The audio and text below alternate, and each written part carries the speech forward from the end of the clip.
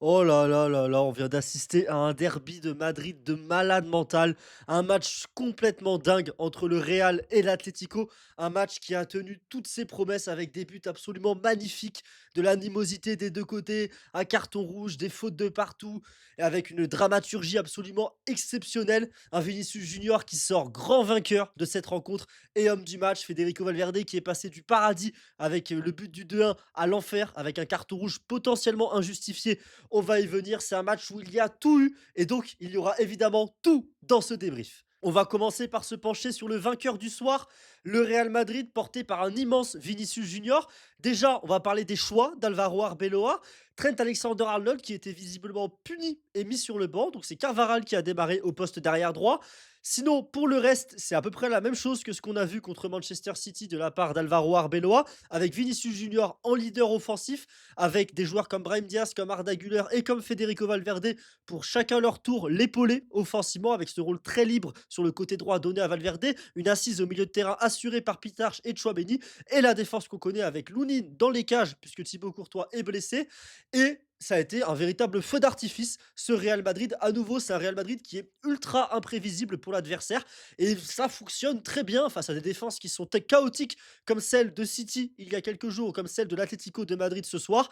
Eh bien, c'est finalement le bordel, tout simplement, dans la défense de l'adversaire. Parce que la menace peut venir de partout. Alors, il y a certaines actions, malheureusement, où la menace vient de nulle part. Je pense notamment à une action où il y a une percée, je crois que c'est Valverde qui fait une percée, qui fait un centre parfait, mais il n'y a personne pour le reprendre au point de pénalty. Et il y a donc parfois ces fameuses actions où la surface est vide, puisqu'il n'y a pas de vrai numéro 9 du côté du Real Madrid. Et par contre, il y a des actions où le danger peut venir d'absolument partout. Ça peut évidemment venir du patron de l'attaque, l'homme de ce match, Vinicius Junior, mais ça peut aussi venir de Valverde, d'Arda Güler, parfois même de Chouameni, qui a notamment fait une très bonne course en fin de première période dans la surface et qui a mis une tête qui a rasé le poteau de Musso. Match excellent, franchement, de la part du Real Madrid. L'approche d'Alvaro Arbeloa est encore très bonne. Il y a un seul choix questionnable, c'est clairement celui de mettre Dani Carvajal face à Lookman. C'était vraiment trop compliqué pour le capitaine du Real Madrid qui est 40 mètres en retard sur l'action du premier but de l'Atlético et qui était globalement en retard sur tous ses retours défensifs. Alors oui, il a apporté un petit peu à la relance et offensivement, mais ça se faisait au prix de gros trous de boulevards laissés sur son côté. Et face à Lookman, quand tu laisses des boulevards, et ben, tu en payes le prix. Et Ademola Lookman a réussi à marquer le premier but de cette rencontre. Ensuite, par contre, le Real Madrid s'est rebellé, porté bien évidemment par sa star Vinicius Junior qui a fait un match de patron. Déjà, ça se voit dans sa manière de tirer son penalty. Il n'y a pas de petite course en trottinant à la Neymar, il n'y a pas de petite danse avant de tirer le penalty. Vinicius Junior, il a choisi un côté, il a envoyé une sacoche et c'est exactement ce qu'on veut voir de la part d'un joueur qui va tirer un penalty. Penalty de patron, contre-pied parfait sur Musso, ça fait un partout. Et ensuite, c'est évidemment Federico Valverde qui était absolument partout sur la pelouse dans ce match-là. C'est évidemment lui qui est là pour récupérer le ballon sur une mauvaise passe de Ruggeri à José Maria Jiménez. Il récupère la balle, il marque d'un petit extérieur du pied dans la même position un petit peu qu'il avait marqué face à Donnarumma dans le même stade il y a 10 jours. Parfait, Valverde, le 2-1. Ensuite, bon, le Real Madrid s'endort et laisse Molina tirer à 30 mètres. Molina qui a mis exactement le même but le week-end dernier contre Retafe. Rebelote, une frappe absolument incroyable de Nahuel Molina. Lounine ne peut que regarder passer le ballon et les deux buts qu'il a encaissés, Lounine, il n'y peut rien du tout aujourd'hui. Mais ensuite, ce Real Madrid plein de ressources s'est reposé sur son leader, sur son patron Vinicius Junior qui a marqué un but absolument exceptionnel, son tout premier but dans le jeu contre l'Atlético de Madrid en Liga. C'est génial pour Vinicius Junior, évidemment, ça va lui permettre de faire encore plus le plein de confiance, même si ça va beaucoup mieux depuis l'arrivée d'Alvaro Arbeloa à la place de Xabi Alonso. Et puis surtout, bah, ça fait évidemment un grand bien au Real Madrid, déjà au classement, puisque le Real reste dans la course au titre, alors qu'il y aura le 10 mai un Classico à disputer à Barcelone pour espérer repasser devant le Barça. Là, le Real Madrid est à 4 points. On espère sans doute un faux pas quand même du Barça d'ici la fin de la saison. Et évidemment, ce fameux Classico qu'on attend tous, qui est le 10 mai, le dimanche soir. L'horaire est d'ailleurs confirmé par la Liga aujourd'hui. Et puis au-delà de ça, voilà, c'est magnifique pour le Real Madrid cette victoire d'un point de vue comptable, d'un point de vue aussi de la manière, parce qu'après il y a ce carton rouge stupide pris par Federico Valverde. Je dis stupide parce que ça sert à rien. On sait tout l'historique qu'il y a entre Baena et Valverde. On sait que voilà, Baena a insulté la femme de Federico Valverde, a insulté son fils, que Valverde lui a prétendument mis une mandale dans le parking du Bernabéu il y a quelques années. On sait tout cet historique, on sait évidemment que Valverde, il l'a là à chaque fois qu'il croise Baena, c'est normal, c'est compréhensible. Valverde, il a envie de lui mettre une sacoche dans la cheville en défendant, d'accord, ça reste un geste stupide puisque c'est un geste qui n'est pas dans l'action, qui est volontaire. Pour moi, c'est carton jaune, c'est pas carton rouge parce que le geste est méchant, le geste est stupide, mais le geste n'est pas non plus d'une violence extrême. Valverde, il n'est pas en train de tuer Baena à l'instar de Carvaral qui a essayé de tuer Marcos Llorente par exemple sur un tacle glissé dans la surface en première période. Mais Valverde n'a pas à faire cette faute-là, malheureusement. Il faut qu'il essaie de contenir ses émotions à ce moment-là du match et ça aurait pu faire très mal au Real Madrid si l'Atlético avait profité de sa supériorité numérique ensuite. Après, par contre, je suis pas d'accord avec l'arbitre. Pour moi, c'est un jaune. C'est une vraie remontrance à Federico Valverde. Mais bon, c'est pas un comportement de capitaine, ça fait mal au Real, ça va faire mal aussi de ne pas avoir Federico Valverde pour les prochains matchs de Liga, puisqu'il sera suspendu pour 2 matchs à cause de ce rouge direct, s'il prend pas plus de matchs pour comportement violent, même si je pense que la Liga ne va pas le plus le suspendre. Donc voilà, mon avis, c'est qu'il y a pas carton rouge, mais mon avis, c'est aussi que ça reste stupide de la part de Valverde malgré tout, même si, je comprends totalement pourquoi il a envie d'en mettre une bonne à Baena. Il a toutes les raisons du monde de le faire, mais malheureusement, Federico, s'il te plaît, le fais pas sur le terrain, le fais pas quand l'équipe mène que d'un but et le fais pas quand tu portes le brassard de capitaine et quand tu sors l'un des meilleurs matchs de ta carrière. C'est dommage et ça ternit quand même un peu cette excellente performance de Federico Valverde. L'autre joueur qui a fait une performance absolument incroyable ce soir, c'est Vinicius Junior. J'en ai déjà parlé, un match de patron de la part du Brésilien. Juste bravo, Vini, qui a pris ses responsabilités et qui a mis un but de fou pour offrir la victoire au Real Madrid. On a revu le grand Vinicius Junior ce soir. Ça fait plaisir. C'est un joueur qu'on a vu mettre un doublé il y a quelques jours contre Manchester City, mais beaucoup vendangé également là ce soir. C'était pas trop le cas. Je trouve que Vinicius Junior, il a fait les bons choix. Il n'a pas forcé aussi parce qu'il avait des moments où il était en 1 contre 2, 1 contre 3. Parfois il passe pas. Là, en tout cas, il a pas forcé ce soir. Il a été assez juste dans sa manière de jouer. Il a aussi mis un penalty, ce qui est pas toujours le cas avec Vini.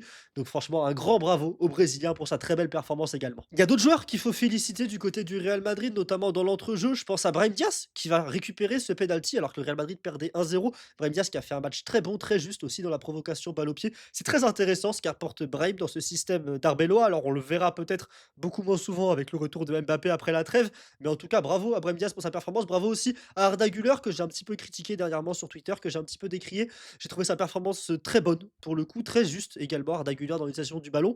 Alors ça manque un petit peu d'un petit quelque chose quand même dans la création d'occasions sur ce match-là, mais il y a des moments où on sent tout le génie d'Arda Güler, on sent aussi toute l'intelligence d'Arda avec ballon. Il s'est aussi beaucoup donné sans ballon. C'est pas évidemment un monstre physique à la récupération, mais quand il se donne et qu'il est au bon endroit et au bon moment, ça compense clairement pour Arda Güler qui a fait un très bon match, un match un petit peu dans le rôle d'un Luka Modric, toute proportion gardée, mais je trouve que c'était un peu le rôle qu'il avait sur cette rencontre et j'ai quand même trouvé ça bien sûr très intéressant, surtout que derrière lui, Aurélien Tchouaméni a fait le travail d'une manière absolument exemplaire. Encore une excellente performance de la part du Français qui est en train un petit peu depuis la double confrontation contre Benfica de récupérer, de remettre ce costume de patron du milieu de terrain du Real Madrid.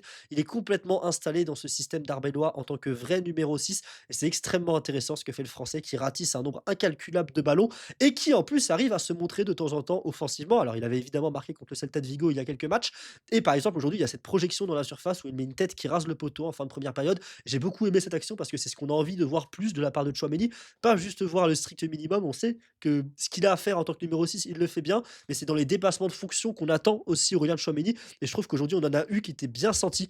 Donc bravo aux Français pour son très bon match. Ma petite déception du soir, c'est le compère au milieu de terrain dans le double pivot d'Aurélien Chouameni, c'est Thiago Pitarch. Je suis un petit peu déçu de sa performance ce soir.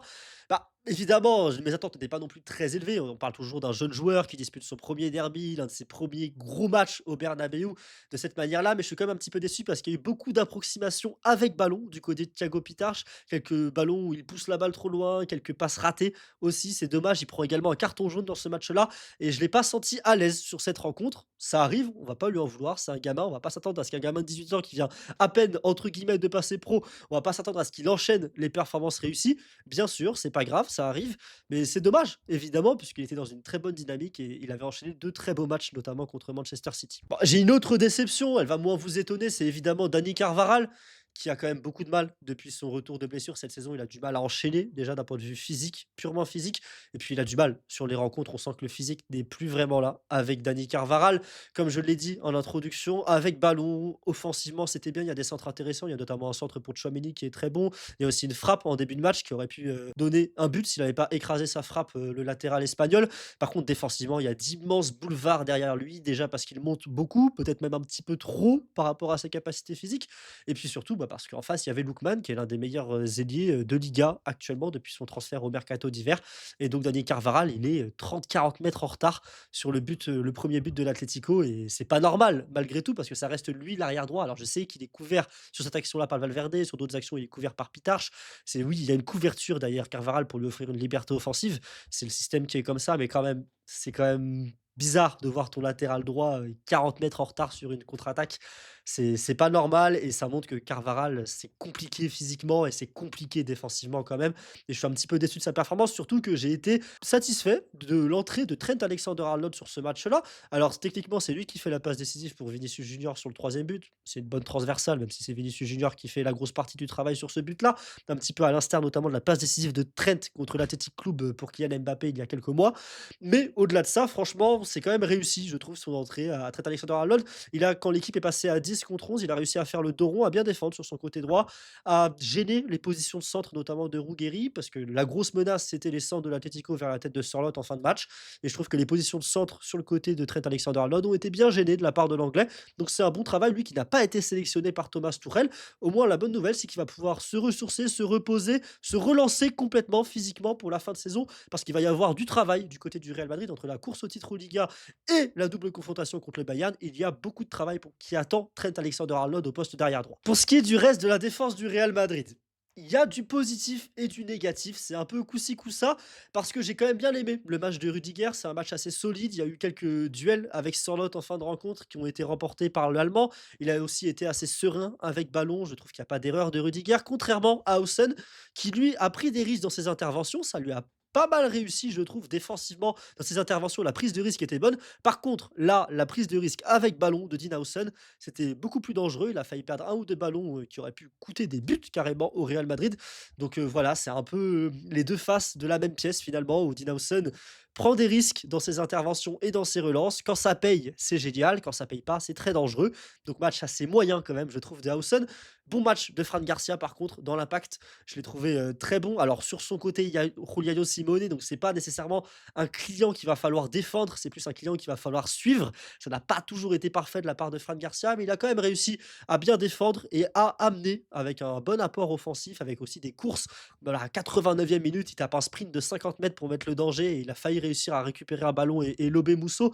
Bon, au final, il rate sa frappe, il est gêné. Mais cette course-là de Fran Garcia, je trouve qu'elle représente ce qui est ce joueur. Ça veut dire que c'est pas le meilleur techniquement, c'est pas le meilleur dans l'intelligence de jeu, c'est pas le meilleur défensivement. Par contre, c'est un joueur qui a une attitude absolument parfaite sur un terrain de foot, qui se donne et du coup qui est utile dans des matchs comme le derby de Madrid, qui sont des matchs qui se gagnent aussi avec les tripes et avec le coffre, et pas qu'avec la technique, la tactique et l'aspect défensif, les qualités défensives. Pour en finir avec le Real Madrid, un mot sur le gardien, Andrei Lunin, performance réussie de la part de l'Ukrainien, qui remplaçait Thibaut Courtois pour ce match-là, qui va aussi le remplacer pour les matchs après la trêve, notamment le match contre Mallorca, le match aller contre le Bayern. Courtois vise un retour au mieux pour le match retour contre le Bayern. Donc Andrei Lunin, c'est bien. Il a acquis, je pense, beaucoup de confiance ce soir. Il ne peut rien sur les deux buts. Il est crucifié de près par Ademola Lookman et ensuite il est crucifié de loin par Nahuel Molina. Mais personne ne peut sortir les deux frappes qu'il a pris, les deux buts qu'il a pris ce soir. Et sur le reste, il a été très bon. Il y a notamment une belle envolée en fin de rencontre sur une tête de Sorloth. Et puis plus globalement, un match très solide de la part d'Andrei Lunin. Aucune boulette, aucune erreur. Et c'est exactement ce qu'on attend au Real Madrid de la part de ce gardien qui est un numéro 2, mais qui, on l'a déjà vu dans son histoire au Real Madrid, est capable d'avoir le niveau d'un numéro 1. Je vous laisse vous rappeler évidemment la saison 2024 et notamment son match absolument légendaire contre Leipzig. En face, l'Atlético de Diego Simeone est venu au Bernabéu avec des certitudes offensives et avec des inquiétudes défensives. C'est comme ça que j'ai envie de décrire l'Atlético cette saison. C'est une équipe qui attaque mieux qu'elle défend, quasiment. On en est presque là avec l'Atlético. Surtout que défensivement, il manquait le meilleur défenseur central cette saison de l'Atlético, Marc Pubil, et l'un des meilleurs gardiens de Liga, Jan Oblak. Et donc, évidemment, sans les deux des trois meilleurs joueurs défensifs, on va dire, avec Marcos Llorente de l'Atlético cette saison, et ben, c'était très compliqué de défendre au Bernabéu. Et on l'a vu, ils en ont pris trois. Ils auraient pu en prendre plus avec Valverde qui a eu une énorme occasion en début de match. Et avec ensuite d'autres actions de la part du Real Madrid. Il y a eu une ribambelle d'occasions de chaque côté. Par contre, l'Atlético a su attaquer. Clairement, Lookman est un joueur très dangereux. Giuliano Simone, alors sa déviation est magique sur le premier but de l'Atlético. Et au-delà de ça, c'est un match dans l'effort qui était très bien senti. La performance de Griezmann est également excellente. Il a tout fait. Antoine Griezmann dans ce rôle très complet. Alvarez aussi, il a tout fait. Ce qui est dommage, c'est qu'Alvarez, on s'attend quand même que ce soit lui qui fasse peser une vraie pression sur le but de Lounine. Et mis à part sa magnifique frappe qui finit sur le poteau, on l'a pas beaucoup vu dans la surface, pas beaucoup vu dans la zone de vérité. Et c'est dommage, l'entrée de Sorloth aussi a fait mal au Real Madrid. Et donc, offensivement, l'Atlético, bah, il n'y a pas grand-chose de négatif à dire. J'ai envie de féliciter limite les joueurs offensifs de l'Atlético. Là où on retrouve des problèmes, c'est clairement derrière, ça ne va pas en défense. Alors, il y a Anko qui fait pas une saison si mauvaise que ça quand il est associé avec Poubil. Là, c'était beaucoup plus compliqué, son association avec Le Normand en première mi-temps et surtout son association horrible avec José Maria Jiménez en seconde période. C'était très compliqué. À gauche, Ruggeri, c'est un joueur qui est pas trop mal en termes de centre, de qualité de relance, mais défensivement, c'est compliqué. C'est lui qui est fautif sur le but de Valverde, le but du 2-1. De l'autre côté, à droite, on a vu Marcos Llorente être absolument partout, se sacrifier pour le collectif comme toujours. Il a fait un bon match, lui qui est clairement le meilleur latéral droit cette saison en Liga. Il est passé au milieu de terrain en seconde période avec l'entrée de Molina. Molina qui a été très dangereux et qui a évidemment marqué ce but absolument exceptionnel. Mais ça n'a pas suffi parce qu'il y a un gros trou dans cette équipe de l'Atlético de Madrid cette saison. J'ai mentionné que Marcos Llorente était l'un des meilleurs, si ce n'est le meilleur arrière droit de Liga cette saison, parce que Marcos Llorente ne joue pas au milieu de terrain et parce que le milieu de terrain de l'Atlético, c'est un duo Johnny Coquet en ce moment. Et ça marche pas. Coquet, il fait ce qu'il peut avec son âge et avec son expérience, mais c'est très compliqué. Johnny, il a pris un jaune tôt dans le match. Il a fait un match de catcheur plus qu'un match de footballeur. Et c'est très compliqué dans l'entrejeu pour l'Atlético, notamment parce que la recrue phare de l'été dernier à ces postes-là, dans cette zone de 8-10, c'est Alex Baena. Et Alex Baena fait une saison absolument catastrophique. Il a encore fait une entrée absolument catastrophique, même s'il provoque la haine de Valverde et le carton rouge. Mais sinon, mis à part ça, Alex Baena ne sert à rien cette saison avec l'Atlético. C'est très compliqué dans l'entrejeu. Et il a du mal à trouver Diego Simeone, la formule, son duo qui fonctionne dans ce 4-4-2. C'est pour ça qu'il est même repassé sur un 4-3-3 sur certains matchs à l'époque où il y avait la Copa del Rey là, contre le Barça. L'Atlético, le week-end, faisait tourner en Liga et ça joue en 4-3-3. En semaine, ça joue en 4-4-2 contre le Barça en Copa del Rey. Et il tâtonne énormément. On est au mois de mars et il continue à tâtonner Diego Simeone sur son entrejeu. C'est très compliqué cette saison de l'Atlético. Et ça va pas aller en s'améliorant puisqu'ils ont évidemment complètement dit adieu au titre. Ils vont chercher à se battre contre Villarreal pour finir sur le podium de la Liga au classement. Il reste deux gros objectifs pour l'Atlético. Le premier, c'est évidemment la finale de Copa del Rey contre la Real Sociedad. Et surtout, l'autre objectif, c'est évidemment la Ligue des Champions contre le Barça, puisque l'Atlético va jouer 3 fois le FC Barcelone en l'espace de 10 jours après la trêve. C'est une folie du calendrier. L'Atlético qui aura joué 6 fois le Barça à la fin de cette saison. Et donc, on verra ce que ça donne. Le premier match, c'est un match de Liga, Barça-Atlético. Et ensuite, il y aura les deux matchs de Ligue des Champions avec le retour qui sera au Wanda Metropolitano, qui sera chauffé à blanc. On verra ce que ça donne. On a vu l'Atlético être capable de rouler sur le Barça à l'aller en Copa del Rey. On a vu l'Atlético être capable d'être terrifiante dans le pire sens du terme au match retour en Copa del Rey. Donc j'ai vraiment hâte de ce que va donner ces trois confrontations contre le Barça. J'ai hâte de voir ce que ça va donner après la trêve. Pour ce qui est du Real Madrid après la trêve, c'est un match tranquille contre Mallorca en Liga. Et après, il y aura évidemment le choc, le match aller contre le Bayern Munich. Et ensuite, bien sûr, le match retour également contre le Bayern. J'ai hâte de voir ce que ça va donner parce que ce Real Madrid repousse sans cesse un petit peu les limites, ce Real Madrid d'Arbeloa. On s'attend à ce qu'il se fasse rouler dessus par City, c'est pas le cas. On s'attend à ce que ce soit difficile contre l'Atlético. Au final, c'est quand même un match réussi de la part du Real ce soir. Donc, hâte de voir ce que ça va donner contre le Bayern avec ce nouveau compromis collectif qui a été trouvé par Arbeloa. Il va aussi falloir réintégrer Jude Bellingham et Mbappé dans ces systèmes-là. C'est très intriguant, ça donne envie de voir ce que ça va donner. Je pense que je vais faire une vidéo YouTube pendant la trêve pour parler et de la réintégration de Mbappé dans ce système et surtout de la réintégration de Jude Bellingham dans ce système-là. Dites-moi si ce sujet de vidéo vous intéresse en commentaire. Et sinon, je vous remercie d'avoir regardé jusqu'au bout. Si ce débrief vous a plu, je vous recommande d'aller voir mon autre débrief que j'ai tourné aujourd'hui sur la finale de League Cup, la victoire, le sacre de Manchester City contre Arsenal. Et sinon, je vous remercie d'avoir regardé jusqu'au bout. Désolé si ce débrief était un petit peu décousu, c'est mon deuxième de la journée. J'étais assez malade ces derniers jours, je suis encore un peu malade, je suis un peu fatigué. J'espère que le contenu vous a quand même plu. J'ai essayé de parler plus avec le cœur limite qu'avec le cerveau dans ce débrief. En tout cas, dites-moi en commentaire ce que vous avez pensé du match, de mon débrief, de cette vidéo. Pensez à laisser un like, pensez à vous abonner si ça vous a plu. Et on se retrouve très bientôt sur les analyses du Guy. Salut à tous, ciao!